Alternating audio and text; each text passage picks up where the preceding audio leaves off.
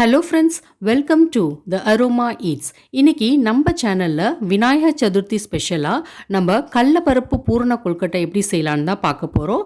இந்த கொழுக்கட்டை அச்சு வச்சு எப்படி செய்யலாம், அச்சு இல்லாமல் எப்படி செய்யலாம் அப்படின்னு சொல்லிட்டு ரெண்டு மெத்தட்லேயும் நம்ம சொல்லியிருக்கேன். ஸோ வீடியோவை ஸ்கிப் பண்ணாமல் கடைசி வரைக்கும் பாருங்கள். இந்த பூரண கொழுக்கட்டை எப்படி செய்யலான்னு பார்க்கறதுக்கு முன்னாடி நம்ம சேனலுக்கு இப்போ தான் ஃபஸ்ட் டைம் வரீங்கன்னா கண்டிப்பாக சேனலை சப்ஸ்கிரைப் பண்ணுங்கள். நோட்டிஃபிகேஷனுக்கு பெல் ஐக்கானையும் கிளிக் பண்ணிக்கோங்க. கடலைப்பருப்பு பூரணம் எப்படி செஞ்சிடலான்னு பார்த்துடலாம். அதுக்கு கடலைப்பருப்பு 1 கப் அளவு எடுத்திருக்கேன். அதை கழுவி ஒரு 2 மணி நேரம் ஊற வச்சிருங்க. இது ஒரு 2 விசில் வச்சு ஆஃப் பண்ணிடுங்க.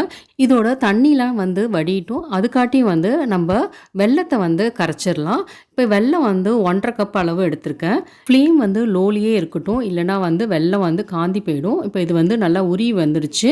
கடலைப்பருப்பில் தண்ணிலாம் வடிஞ்சதுக்கப்புறம் அதை மிக்சி ஜாரில் நல்லா நைஸாக அரைச்சி எடுத்துக்கோங்க. அரைச்ச கடலைப்பருப்பு பவுடர் இதில் சேர்த்துக்கோங்க. இதோட ஒரு 4 ஏலக்காய் சேர்த்துக்கலாம்.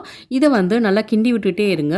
இதோட ஒரு 1/2 கப் அளவு தேங்காய், திருகின தேங்காய், அதையும் சேர்த்து இதை நல்லா கலந்து விட்டுக்கோங்க. ஒரு சிட்டிகை உப்பு சேர்த்து நல்லா கலந்து விட்டுக்கோங்க. ஃப்ளேம் லோலியே இருக்கட்டும். இதில் 1 டேபிள் ஸ்பூன் அளவு அரிசி மாவு சேர்த்துக்கோங்க. அதையும் சேர்த்து நல்லா கலந்து விட்டுக்கோங்க. அவ்வளோதான், நம்மளோட கடலைப்பருப்பு பூரணம் ரெடி ஆயிடுச்சு. இதை நல்லா ஆற வச்சிருங்க. அடுத்து அரிசி மாவு ரெடி பண்ணிடலாம். அரிசி மாவு 1 கப் அளவு எடுத்திருக்கேன். இதை லோ ஃப்ளேம்லேயே வச்சு ஒரு 2 நிமிஷம் வறுத்துக்கலாம். கலர் மாறாமல் இருக்கணும். அடுத்து தண்ணி பாயில் பண்ணிடலாம். இது தண்ணியில் 1 டீஸ்பூன் அளவு நல்லெண்ணெய் சேர்த்துக்கோங்க. இது நல்லா கொதிக்கட்டும். அடுத்து வறுத்து வச்ச மாவில் ஒரு 1/4 டீஸ்பூன் அளவு உப்பு சேர்த்து கலந்து விட்டுக்கோங்க. இப்போ இந்த மாவில் இந்த கொதிக்க வச்ச தண்ணி கொஞ்சம் கொஞ்சமாக சேர்த்து கரண்டி வச்சு கிண்டுங்க. கை வச்சு கிண்டிடாதீங்க, ரொம்ப சூடாக இருக்கும். அரிசி மாவுக்கு ஏற்ற மாதிரி தண்ணி பார்த்து ஊற்றிக்கோங்க. ரொம்ப குழன்னு ஆகிடக்கூடாது. இது மாதிரி ஸ்டேஜில் இருக்கணும். இந்த ஸ்டேஜில் எண்ணெய் ஊற்றிக்கோங்க. 1 டீஸ்பூன் அளவு ஊற்றிக்கோங்க. நல்லெண்ணெய் தான் நான் சேர்க்குறேன். நல்லா வாசனையாக இருக்கும். சேர்த்து கலந்து விட்டுக்கலாம். இது நல்லா ஆறட்டும். மாவு ஆறுனதுக்கப்புறம் இந்த மாதிரி கையால் பிசைஞ்சிக்கோங்க. இந்த மாதிரி ஒட்டாமல் இருந்தால் தான் நல்லா கொழுக்கட்டை நல்லாயிருக்கும். பாருங்கள், கொஞ்சம் கூட கையில் ஒட்டல. இதான் மாவோட பதம். கொழுக்கட்டை அச்சு இல்லாமல் எப்படி செய்யலான்னு பார்க்கலாம். இதுக்கு ஒரு சின்ன உருண்டை எடுத்திருக்கேன். இதை நல்லா உருட்டிடுங்க. வெடிப்பு இல்லாமல் இருக்கணும்.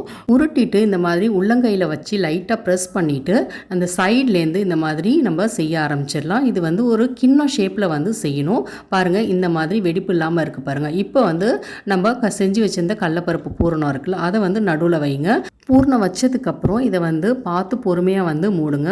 இது நடுவில் இந்த மாதிரி குடுமி வச்சு தான் செய்ய போகிறோம்.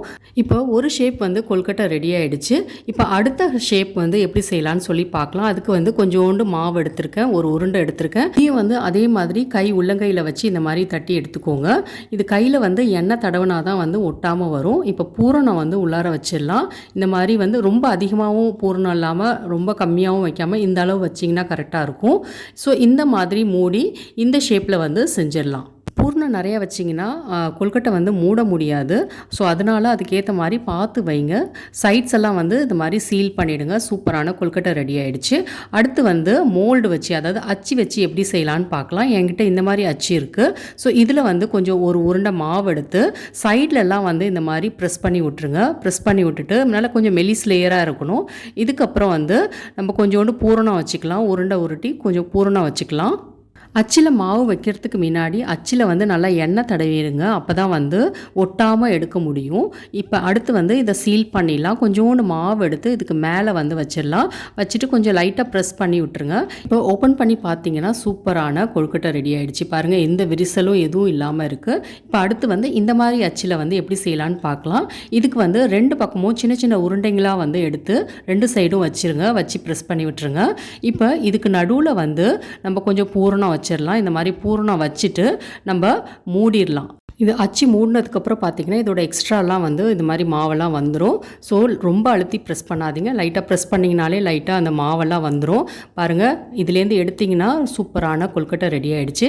இப்போ விதவிதமான ஷேப்பில் நம்ம கொழுக்கட்டை செஞ்சாச்சு. இது ஒரு 10லேருந்து 15 நிமிஷம் ஸ்டீம் பண்ணால் போதும். பாருங்கள், கொழுக்கட்டையெல்லாம் எவ்வளோ சூப்பராக இருக்குன்னு, கொஞ்சம் கூட வெடிப்பு இல்லாமல் இருக்குது பாருங்கள். இந்த விநாயகர் சதுர்த்திக்கு நீங்களும் இந்த மாதிரி மெத்தடில் கொழுக்கட்டை செஞ்சு பாருங்கள். செஞ்சு பார்த்துட்டு எப்படி வந்துச்சுன்னு கண்டிப்பாக கமெண்ட் பண்ணுங்கள். இந்த கொழுக்கட்டை ரெசிபி உங்களுக்கு பிடிச்சிருந்துச்சுன்னா கண்டிப்பா லைக் பண்ணுங்க. உங்க ஃப்ரெண்ட்ஸ் அண்ட் ஃபேமிலியோட ஷேர் பண்ணுங்க. என்னோட சேனலை இதுவரைக்கும் சப்ஸ்கிரைப் பண்ணலன்னா சப்ஸ்கிரைப் பண்ணிக்கோங்க. நோட்டிஃபிகேஷனுக்கு பெல் ஐக்கானையும் கிளிக் பண்ணிக்கோங்க. தேங்க்யூ.